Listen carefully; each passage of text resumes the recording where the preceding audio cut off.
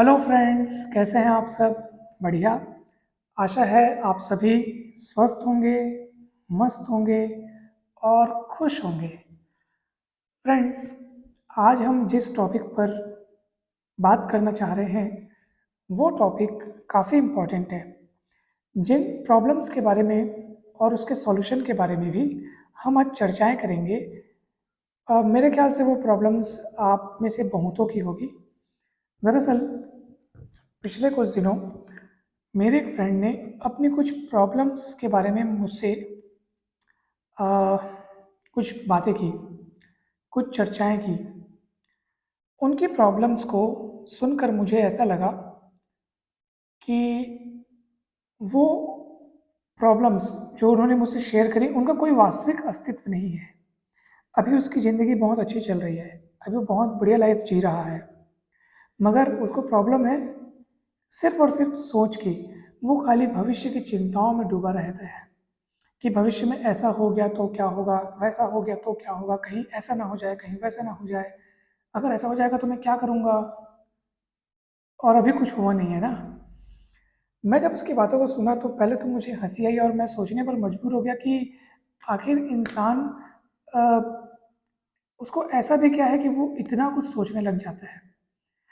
देखिए, भविष्य में क्या होगा, कैसे होगा, कब होगा, ये सब कुछ सोचने का या इन सब के बारे में चिंता करने का काम हमारा नहीं है। हमारा काम सिर्फ और सिर्फ अपना वर्तमान, अभी जो चल रहा है, उसको बेस्ट बनाने का है। हम अभी कितना अच्छा कर सकते हैं और क्या कर सकते हैं, कैसे अभी रचनात्मक कार्यों में अपने आप को बिजी रख सकते हैं, अपने आप को खुश रख सकते हैं, हमको सिर्फ इस पर ध्यान देना है।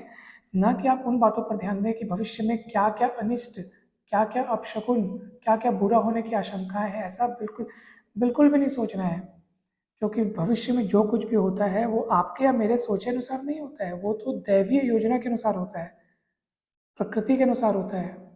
तो फिर हम इन सब बातों की चिंताएं क्यों करें?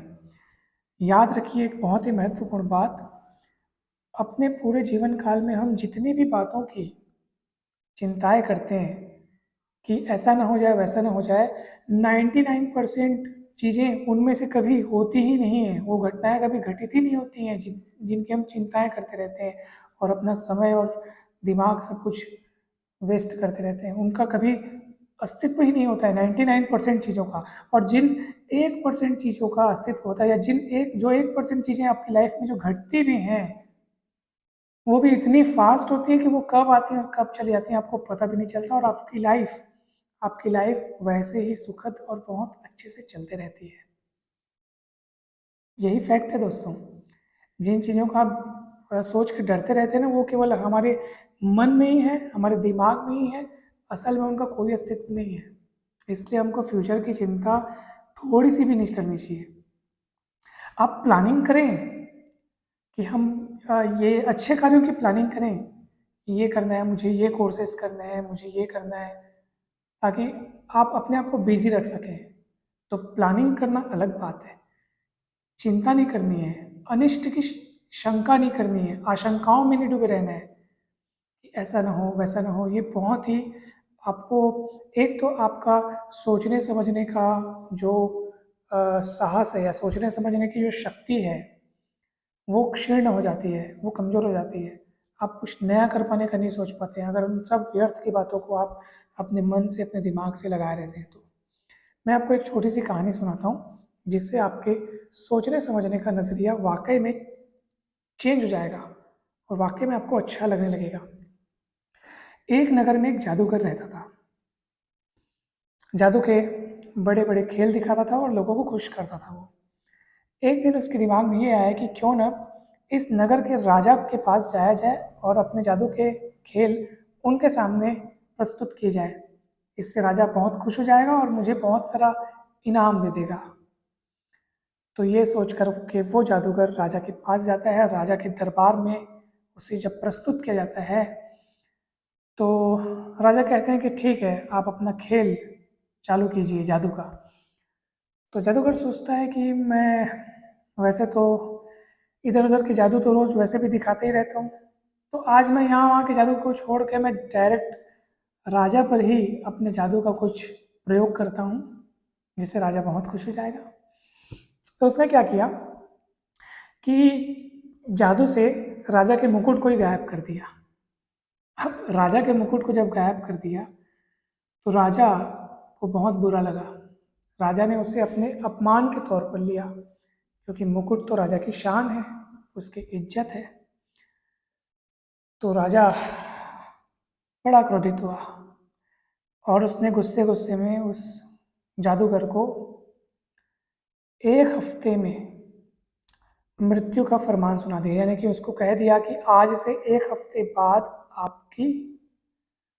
आपको मृत्यु दे दी जाएगी। ये आपकी सजा है क्योंकि आपने मेरा अपमान किया है। और ये सजा सुना करके उस जादूगर को कारावास में डाल दिया गया।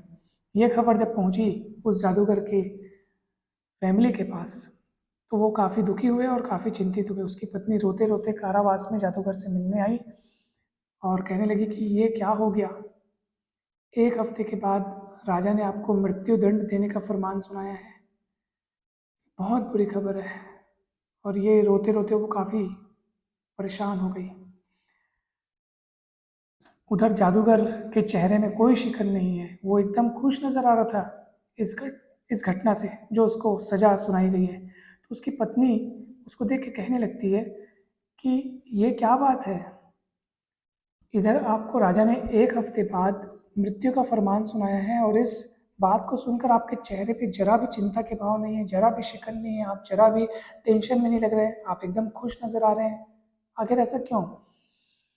तो वो जादूगर कहता है अपनी पत्नी से कि अरे पगली, अभी तो 1 हफ्ता बाकी है, अभी 1 हफ्ते का समय है, मुझे आज ही थोड़ी ना मृत्युदंड दिया जा रहा है, अभी 1 हफ्ते का समय है, तब तक कुछ भी हो सकता है। हाँ हाँ, कुछ भी हो सकता है, तो हम क्यों चिंता करें। ये पॉजिटिविटी थी उस जादूगर की। ये बात सुनकर उसकी पत्नी में थोड़ी हिम्मत आई और जब मुलाकात का समय ख़त्म हुआ, जब वो अपने घर चली गई उसकी पत्नी और ये जादूगर है इधर कारावास में, धीरे धीरे समय बीतता गया, दिन बीते। जब आ गया उसकी मृत्यु वाला दिन यानी 7वां दिन, जिस दिन उसको सजा दी जानी थी, उस दिन राजा उस कारावास में उस जादूगर से मिलने आता है। जब राजा मिलने आता है, जैसे ही उस जादूगर को पता चलता है कि राजा मुझसे मिलने आ रहा है, वो जादूगर दिमाग लगाता है थोड़ा सा और अपने आप को अपने आप के जो चेहरे के जो भाव हैं, चेहरे की जो कंडीशंस है, वो काफ़ी दुख भरी कंडीशन कर लेता है और रोने लगता है, अभिनय एक्टिंग करता है रोने की। और राजा जब उससे देखता है रोते हुए तो राजा कहता है, अच्छा उस दिन तो तुम मेरा मुकुट गायब करके बड़ा खुश हो रहे थे, तुम्हें बड़ा मज़ा आ रहा था, और जब तुम्हें अभी मृत्यु की सज़ा सुनाई गई है तो तुम बड़ा रो रहे हो। तो वो जादूगर कहता है, नहीं राजा साहब, मैं अपनी मृत्यु की सज़ा के कारण नहीं रो रहा हूँ। तो राजा कहते हैं, अच्छा तो फिर कौन सी बात है? तो वो जादूगर कहता है कि दरअसल मैं अपने घोड़े को पिछले 2 साल से उड़ना सिखा रहा था। मैं कुछ ऐसा प्रयोग कर रहा था अपने जादू से जिससे वो घोड़ा उड़ने लग जाए, और अभी 1 साल के अंदर मैं उसको उड़ना सिखा भी देता।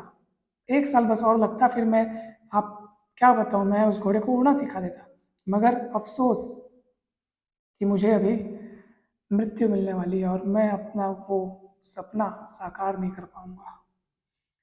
तो जादूगर की वो बातें सुनकर राजा बड़ा आश्चर्यचकित होता है और खुश भी होता है, अच्छा घोड़े को उड़ना सिखा सकते हो? तो जादूगर कहता है, हाँ राजा साहब, अगर मुझे 1 साल का समय मिल जाए तो मैं उस घोड़े को उड़ना सिखा दूँ और आपके सामने उसे प्रस्तुत भी कर दूँ और आपको गिफ्ट के तौर पर दे भी दूँ। ये बात सुनकर राजा बहुत खुश हो गया और उसने सोचा, अच्छा अगर उड़ने वाला घोड़ा मिल सकता है 1 साल में तो इससे अच्छी बात और क्या हो सकती है। और उसने उस जादूगर से कहा, ठीक है, तुम्हें 1 साल का समय दिया जाता है, आज से तुम मुक्त हो, लेकिन याद रखना 1 साल के अंदर या 1 साल में अगर तुमने वो उड़ने वाला घोड़ा मेरे सामने प्रस्तुत नहीं किया तो तुम्हें उसी दिन यानी साल के समाप्त होते ही तुम्हें मृत्युदंड दे दिया जाएगा। तो जादूगर कहता है ठीक है, मुझे मंजूर है, और उस जादूगर को फिर छोड़ दिया जाता है। वो अपने घर जाता है। घर में उस जादूगर को पा करके सारे घर वाले बहुत खुश, प्रसन्न और आश्चर्यचकित भी होते हैं कि ये कैसे हो गया ये चमत्कार। फिर जादूगर वो पूरी कहानी वहाँ की सुनाता है कि ऐसा ऐसा हुआ। तो घर वाले उसकी बुद्धि के लिए तो उसको बहुत तारीफ करते हैं उसकी, मगर उसकी पत्नी फिर चिंता में आ जाती है कि 1 साल के बाद, क्योंकि उड़ने वाला घोड़ा तो उसकी मनगढ़ंत बातें थी, उसने तो बस दिमाग लगाया था। घोड़े को उड़ा सकना या उड़ने वाला घोड़ा तैयार करना तो असंभव है। तो उसकी पत्नी फिर चिंता करती है कि ये आपने कौन सी वहाँ पर बात कह दी। अब 1 साल के अंदर आप उसके पास वो घोड़ा नहीं दे पाएंगे और फिर से मृत्युदंड। तो फिर वो जादूगर कहता है कि अरे पगली, अभी हमारे पास 1 साल का समय है, उस 1 साल में कुछ भी हो सकता है, तो हम क्यों चिंता करें। और जब हम चिंता नहीं करेंगे तो अवश्य कुछ अच्छा होगा, परिणाम कुछ अच्छे ही होंगे। हमको चिंता नहीं करनी चाहिए। और हुआ भी वैसा ही। 6 महीने के भीतर वो राजा ही मर गया। जिस राजा ने उस जादूगर को मृत्युदंड सुनाया था ना, वो राजा ही मर गया 6 महीने के अंदर। और उसके 3 महीने बाद वो घोड़ा भी मर गया। तो अब बताइए, न राजा रहा न घोड़ा रहा, न अब का है का मृत्युदंड। मृत्युदंड जो सुनाने वाला था, जो देने वाला था, वो चला गया। और इधर जादूगर और उसके फैमिली वाले उस भय से, उस चिंता से मुक्त हो गए। अब सोचिए, अगर वो ये सोचकर डरते रहते कि अब से 1 साल बाद मुझे मृत्यु होगी, तो उनका ये डरना और ये चिंता करना आखिर व्यर्थ ही तो था ना, क्योंकि 6 महीने बाद तो राजा ही मर गया। दोस्तों, इस कहानी से हमें ये शिक्षा मिलती है कि हम खामखा भविष्य में क्या हो सकता है, क्या नहीं हो सकता है, इन सब बातों की चिंताओं में अपना समय, अपनी ऊर्जा यूं ही नष्ट करते रहते हैं, जो कि अनुचित है, जो कि हमें नहीं करनी चाहिए। हमें केवल अभी फोकस करना चाहिए, अभी सिर्फ और सिर्फ अभी ध्यान दो। याद रखिए, भविष्य में कुछ भी बुरा नहीं होता है। जो कुछ भी होता है वो हमारे भले के लिए होता है। हम अपना नज़रिया बदल करके बुरी से बुरी घटना में भी बहुत सी अच्छी अच्छी बातें अपने फ़ायदे की सोच सकते हैं कि हाँ, अगर हो भी गया तब भी इसमें मेरे लिए क्या क्या अच्छा छिपा हुआ है, इसमें क्या क्या अच्छी बातें मेरे लिए है, कौन कौन सा भला छिपा हुआ है। ये पर्याप्त मात्रा में ऐसी अच्छी अच्छी बातें मौजूद रहती हैं, बस आपको उनको ढूंढने की ज़रूरत है। कोई भी घटना जो कि आपके नज़रिए से बुरी घटना अगर वो घटित हो भी जाए, तब भी आपका उतना नुकसान कभी नहीं हो सकता जितना नुकसान उस घटना के बारे में सोच सोच करके आप खुद को वो नुकसान देते रहते हैं। वो घटना आपको उतना नुकसान नहीं देगी, वो घटना ही तो है, आई और चली जाएगी। आपका नज़रिया उस घटना को सुखी, अच्छा या बुरा, सुख देने वाला या दुख देने वाला, ये सब आपका मन तैयार करता है। घटना आपको कभी सुख या दुख नहीं दे सकती। उस घटना के बाद आपके मन में जो विचार उत्पन्न होते हैं, उनसे आपको सुख या दुख पहुंचता है। इसलिए उन सब बातों की चिंता करना छोड़ दें। जो भी होगा वो योजना के अनुसार होगा, दैवीय योजना यानी ऊपर वाले के अनुसार होगा। सो आप हमेशा खुश रहें, अपने मन को एकदम प्रसन्न बनाए रखें, और अपने वर्तमान में जितना अच्छा हो सकता है, जितना अच्छा आप कर सकते हैं, वो करने का कोशिश करें, और फिर आपका भविष्य बहुत अच्छा होगा। सो आज की इन्हीं बातों के साथ आप सभी से हम विदा लेते हैं, और आप सभी को हैव अ नाइस डे। आप सभी का जीवन बहुत सुखमय हो, मंगलमय हो। आप सभी हमेशा खुश रहें, स्वस्थ रहें, प्रसन्न रहें। और वीडियो कैसा लगा मुझे ज़रूर बताएं, इससे मुझे एक इंस्पिरेशन मिलती है। और कुछ ऐसे टॉपिक्स जिन पर आप कुछ उपाय ढूंढ रहे हैं, जिनका आपको सॉल्यूशन चाहिए, जिन प्रॉब्लम्स का, वो मुझे बताइए, तो मैं उन टॉपिक्स पर वीडियो बनाने का प्रयास करूँगा। वीडियो अच्छा लगा हो तो लाइक ज़रूर करें, और चैनल को सब्सक्राइब ज़रूर करें, और वीडियो को शेयर करें। Thank you so much.